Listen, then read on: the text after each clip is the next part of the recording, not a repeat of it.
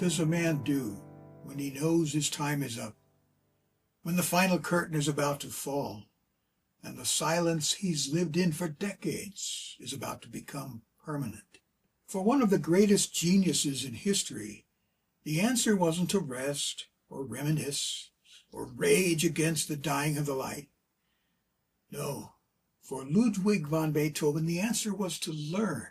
And what happened in his last days tells us something profound about where true greatness really comes from. So picture this. It's Vienna, March of 1827, in a chaotic apartment in a building called, and I can't really pronounce the name in German, but the name means House of the Black Spaniards. And in that apartment, a man is dying. He's only 56, but a life of relentless work, turmoil, and sickness has left him looking much older. He's stuck in bed. His liver is failing, and he's just been through 4 painful operations. This man is Ludwig van Beethoven. By now, he is the legendary Beethoven, famous all across Europe. He's the composer who revolutionized music. He took the elegant, structured style of the classical era and shattered it with pure, raw emotion. He's the composer of heroic symphonies, deeply personal string quartets, and piano sonatas that completely redefined the instrument. He built a universe of sound for the world. But once his deafness became profound, it was a universe he himself could not enter. For decades, Beethoven had become increasingly deaf. The roaring applause for his triumphant Ninth Symphony a few years earlier, he could only see it in the faces of the crowd. His deafness had pushed him into isolation.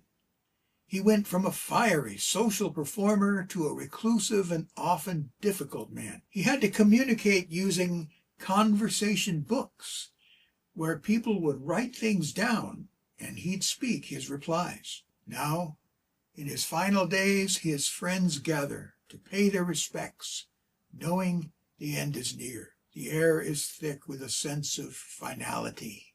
A titan of culture is about to be silenced for good, but there was one last extraordinary chapter left to write. Sometime in the last few weeks of his life, as Beethoven faded in and out, an amazing gift showed up at his door. It wasn't medicine, and it wasn't the wine he'd been hoping for from his publisher. It was something far more important. An admirer in London, a gentleman by the name of Johann Andreas Stumpf, had secretly vowed 2 years earlier to send Beethoven the complete works of his ultimate musical hero. And now he'd made good on that promise. A giant crate holding 40 volumes of music was delivered to the dying composer. Now, in order to understand how huge this was, you have to understand who the composer was. This wasn't just a collection from some rival, some fellow composer, some contemporary of Beethoven. It was the complete works of George Friedrich Handel. Beethoven worshipped Handel his whole life. While he admired Mozart and studied Bach, Handel was on another level entirely in Beethoven's eyes. He saw an incredible power in Handel's music, an ability to create huge, dramatic effects with the simplest tools. It was a direct, noble power that Beethoven felt a deep connection with. He once told a friend, "Handel is the greatest composer that ever lived. I would uncover my head and kneel down on his tomb." So this wasn't just a package of sheet music. It was a huge crate of volumes, 40 volumes of music. It was a sacred text arriving at the bedside of its most devoted follower. Back then, a lot of Handel's work wasn't easy to find, so this was like a library of genius. So for Beethoven, who could read music as easily as most people read words, this was the ultimate gift.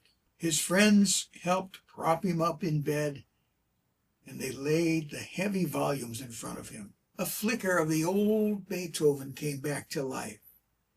He was able to study the music of Handel. As he looked at the music, he was able to hear it in his mind's ear. Even though he was weak and in pain, you can imagine the look of pure joy that must have spread across Beethoven's face. Forgetting his sickness for the moment, he looked at the volumes of Handel's music and said something that revealed the very core of who he was. According to his friend who was there, Beethoven pointed to the books and said, "Handel is the greatest and most capable of all composers. From him, I can still learn." Let that sink in for a second. Beethoven said of Handel, "From him, I can still learn." And here he was near the end of his life, having accomplished so much, but yet from Handel he could still learn. This was Ludwig van Beethoven, the man who had written the Eroica Symphony, the Fifth Symphony, the Ninth Symphony, the 32 piano sonatas. This was the man who had single-handedly altered the course of Western music. And here he is, on his deathbed, looking at the work of a master who died nearly 70 years before him. And his first thought isn't about his own legacy or his suffering. It's about the chance to learn something new. And so Beethoven spent many of his last clear-headed hours slowly turning those pages, getting lost in the music of his musical hero. It's probably the greatest story about Beethoven's character. His genius did not come from arrogance. Beethoven didn't go around thinking that he was better than everybody. His genius came from a profound humility. He never thought he had reached the peak of his art. He saw himself as a student for life, always on a journey of discovery. This moment shines a new light on his supposed final words. We're not really sure what he said at the very, very end of his life. His very last recorded sentence was likely, "Pity, pity, too late." And he said this after being told shortly before he died that a shipment of wine had finally arrived from his publisher. He's also famously quoted as saying, "Applaud, my friends, the comedy is over," though some historians doubt that he ever said that. But the comedy, if he did say this, the comedy he meant wasn't a joke, but the grand drama of life itself. But now his role in the comedy was over. His death was as dramatic as his music. On March 26, 1827, as a thunderstorm raged, a crack of thunder sounded, and Beethoven, who was unconscious, supposedly raised a fist to the sky before falling back dead. This image of a dying Beethoven studying Handel's scores isn't just a sweet story. It's the key to understanding Beethoven's entire life. That desire to learn wasn't just some deathbed wish. It was the engine that powered his genius from day one. True mastery, as Beethoven's life shows us, isn't a place you get to. It's a road you never stop walking. This was a lifelong habit. After early lessons from his father and his teacher, Christian Gottlieb Neff, Beethoven was obsessed with learning. When he got to Vienna, the world's music capital, as an accomplished musician, he didn't just coast on his talent. He sought out the best teachers. He studied with Joseph Haydn, Johann Albrechtsberger, I apologize if I didn't say that correctly, and even Antonio Salieri. He studied with him for vocal composition. He wasn't too proud to learn from anyone, and his learning wasn't just formal. He devoured books on philosophy and literature, and I believe that curiosity, that desire to keep learning, is what gives his music such incredible depth. He was famous for his sketchbooks, which show him working and reworking his ideas, sometimes for years. A symphony, or a piano sonata, or whatever, it didn't just pop into his head fully formed.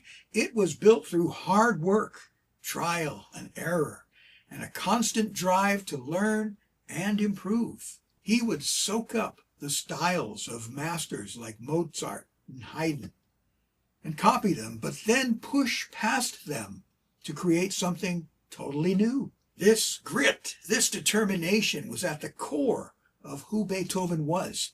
He believed his own success came from effort, not just some God-given talent.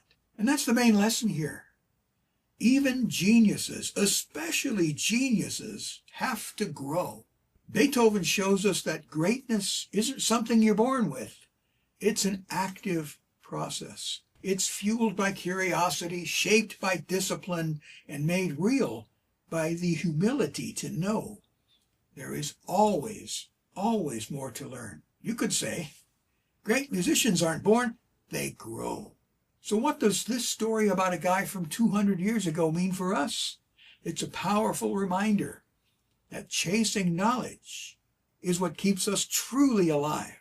We all face our own kinds of deafness, the setbacks and limits that make us feel isolated or tell us we're done growing. Beethoven's story is the perfect answer to that feeling. His ears might have failed him, but his mind and his spirit were wide open. His life teaches us that humility is the soil where greatness grows. Being able to say, I don't know, or I can still learn from you, is a sign of incredible strength, not weakness. Beethoven, one of the most famous artists in history, saw himself standing on the shoulders of giants like Handel. That didn't make him smaller. It made him taller. And this idea is for everyone. It's for all of us. It doesn't matter if you're a musician, an engineer, a parent, a student. The second we think we have nothing left to learn is the second we stop growing. Beethoven's passion was music, but his method was lifelong learning. He took long walks in nature for inspiration. He scribbled ideas in notebooks, and right up to his final days, found joy in someone else's work. The secret Beethoven shows us on his deathbed is that the quest is the point. The play of life might be over, but the education never has to be. The desire to know more, to understand more, and to grow into a better version of ourselves is the most powerful force we have. It's a force that can help us overcome anything, can help us acquire and develop new skills and create things that last long after we're gone. If Beethoven's story inspired you, then I encourage you to like this video, subscribe to the channel, and I'll have more stories about the hidden lives of historical figures and also more valuable information to help you keep learning. I want to encourage you as you continue to learn. And I got a question for you. What historical figure, artist, or thinker inspires you to never stop learning? Let me and everyone else know in the comments below. Obviously for me, Beethoven is somebody who exemplifies that desire to keep learning. And so that's what I try to do, is to continue learning. I certainly have not completely arrived. There's a lot for me to learn. I'm still learning from people who leave things in the comments, stuff that I hadn't considered, or things that I had forgotten that they bring to mind. It's wonderful. It's amazing. And whatever I learn, in addition to what I already know, I plan to share with you. The classic image of Beethoven is of a fiery, defiant genius with wild hair, raising his fist to the sky. But maybe the truer, more powerful image is of this frail man in his bed, finding comfort and inspiration not in his own incredible legacy, but in 40 books of music sitting in front of him. It teaches us that genius isn't a crown you wear, it's a torch you carry, one you use to constantly search for more light and more knowledge, right up to the very end. Thanks for watching, and I look forward to speaking to you in the next one.